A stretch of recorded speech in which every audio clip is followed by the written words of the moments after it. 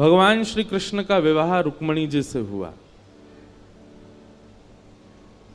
लोग पूछते हैं किशोरी जी से क्यों नहीं हुआ। ऐसा नहीं है। कई बार एक्टर जो होता है ना, एक्टर को नाट्य प्रस्तुति करने वाला, उसका निज जीवन कुछ और होता है, पर मंच का जीवन कुछ और होता है। 90-99% पूरा विश्व भगवान श्री कृष्ण के मंच की लीला से अवगत है।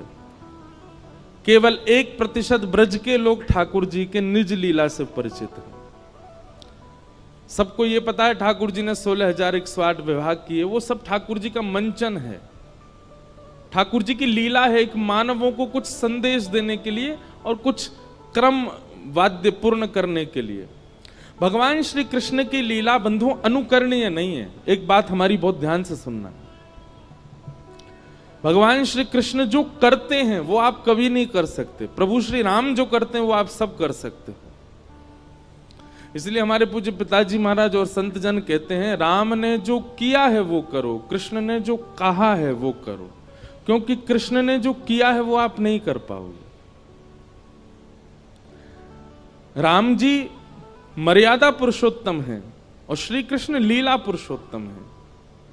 भगवान श्री कृष्ण ने 1000 से ज्यादा बार कहा है संपूर्ण कृष्ण लीला में कि मैं भगवान हूं, मेरी शरण में आओ।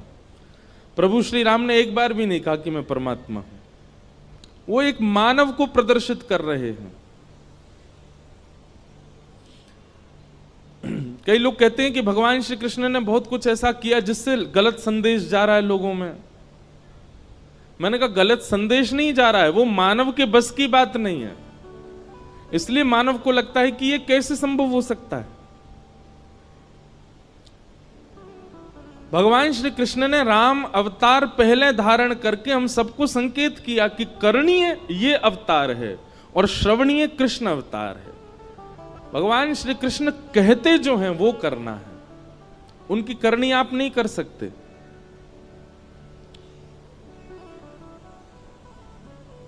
तो निज ठाकुर जी का जो लीला स्वरूप है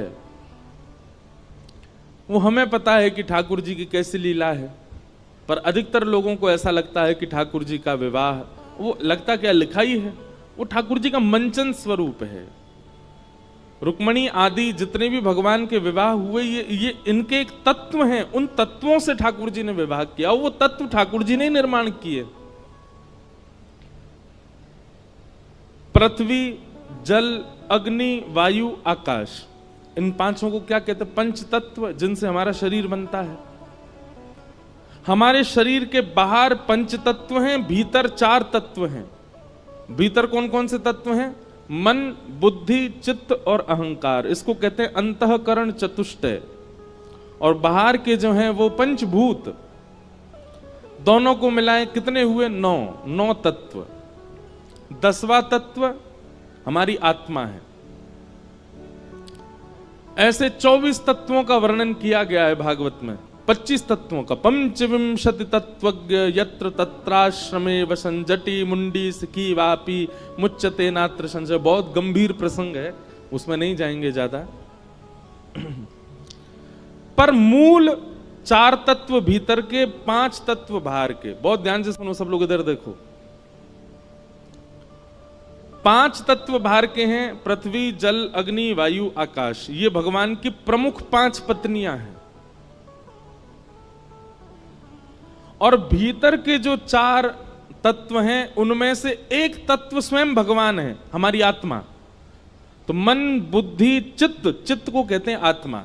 और अहंकार, यहां पर अहंकार का मतलब अभिमान नहीं है, अहंकार का मतलब सेल्फ कॉन्शियसनेस है। अहंकार का मतलब देहाभिमान है। भूख लगने पर भोजन करना, इसको देहाभिमान कहते हैं। प्यास लगने पर पानी पीना, गर्मी लगने पर एसी चलाना, यह भी एक सूक्ष्म अभिमान है देह का। उस अभिमान की बात है। तो मन, बुद्धि, चित्त और अहंकार, उसमें से चित्त भगवान है तो बचे 3। तो भीतर के 3, बाहर के 5, ये 8 भगवान की मुख्य पटरानियां हैं। भगवान ने तत्वों से ब्याह किया, जिन तत्वों को स्वयं भगवान ने ही बनाया है। किसी स्त्री विशेष से ब्याह नहीं हुआ ठाकुर जी का, सबका तत्व है। रुक्मणी जी अग्नि तत्व हैं, सत्यभामा जाम्बती आकाश तत्व हैं, सत्यभामा पृथ्वी तत्व है। इसीलिए कथा आती है कि भौमासुर नाम का राक्षस जिसको भगवान ने मारा वो भूमि का बेटा है, पृथ्वी का बेटा। तो जब उसका जन्म हुआ भौमासुर का, तो ज्योतिषियों ने बताया कि इसको तो भगवान मारेंगे, भूमि भगवान की पत्नी है। तो भूमि ने भगवान से प्रार्थना की कि आप मेरे पुत्र को कभी मत मारना। भगवान बोले जब तक तुम नहीं कहोगे तब तक नहीं मारेंगे। वही भूमि तत्व भगवान की पत्नी सत्यभामा बनकर के आई। तो जब भगवान भौमासुर से युद्ध करने गए, उसको मारा नहीं, उससे लड़ रहे थे लेकिन मार नहीं रहे थे। तब रथ में बैठी हुई सत्यभामा ने चिल्ला करके कहा, नाथ इसको मारते क्यों नहीं हो? तब भगवान ने उसको मारा। बोले हम आपसे सुनना चाह रहे थे। तो भूमि तत्व कौन है? सत्यभामा। जल तत्व कौन है? यमुना जी, कालिंदी। इस प्रकार अष्टपत्रानियां भगवान की अष्ट तत्व हैं, जिनको भगवान ने ही बनाया। केवल लीला के लिए भगवान ने उनको स्त्री रूप बना करके ब्याह किया। इस प्रकार भगवान के मुख्य अष्ट ब्याह हुए। इनमें से एक ब्याह भगवान का उज्जैन में हुआ, और उज्जैन में जिनसे ब्याह हुआ उनका नाम था मित्रविंदा। मित्रविंदा के साथ ठाकुर जी का ब्याह हुआ। इस प्रकार अष्ट ब्याहों का क्रम बताया। भौमासुर नाम का दैत्य था, उसके यहाँ 16,100 राजकुमारियां बंधी थीं। भगवान ने उनको जाकर के मुक्त किया। सबको कहा कि अपने घर जाओ, पर 16,100 राजकुमारियों ने भगवान से कहा, भूयात पतिर में मय्यम, आप ही हमें अपनी पत्नी मान लीजिए। तब भगवान ने उन 16,100 राजकुमारियों से भी ब्याह किया। विश्व के जगतपति हैं ठाकुर जी। लोग कहते हैं भगवान ने इतने की, हम 2-4 कर लें, एक घर में कर लें, एक बाहर कर लें। ठीक है, शर्त है, लेकिन जिस प्रकार भगवान सबके साथ एक समय पर एक ही साथ 16,108 रानियों के साथ भगवान अलग अलग रूप धारण करके रहते हैं, आप भी रहो। एक पत्नी इंदौर में रहे, एक भोपाल में रहे, आप भी दोनों जगह एक ही समय पर रहो तो कर लो ब्याह। भगवान श्री कृष्ण ने जो किया है वो नहीं कर पाओगे। इसलिए भगवान श्री कृष्ण जो उपदेश करते हैं वो श्रवण करो। भगवान के इतने ब्याह हो गए, 16,108 ब्याह हुए।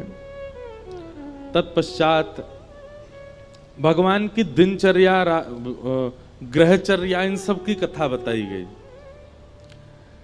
एक नृण नाम का राजा था। वो नृण राजा रोज दान करता था। एक बार उससे एक भूल हो गई कि एक ब्राह्मण को उसने 10 गैया दान करी।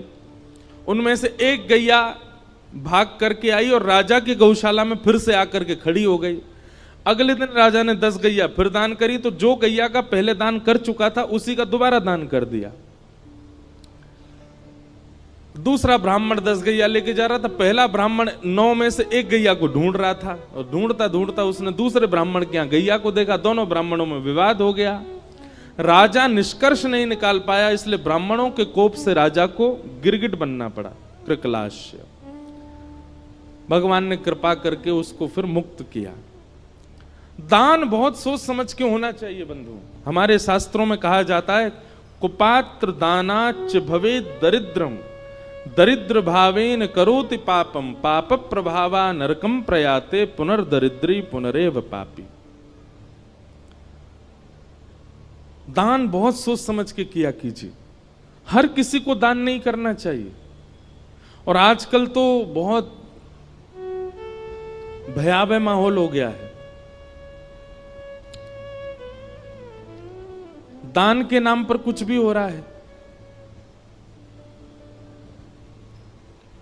थोड़े विवेकी बनिए, कहां दान करना चाहिए इसका विचार किया कीजिए।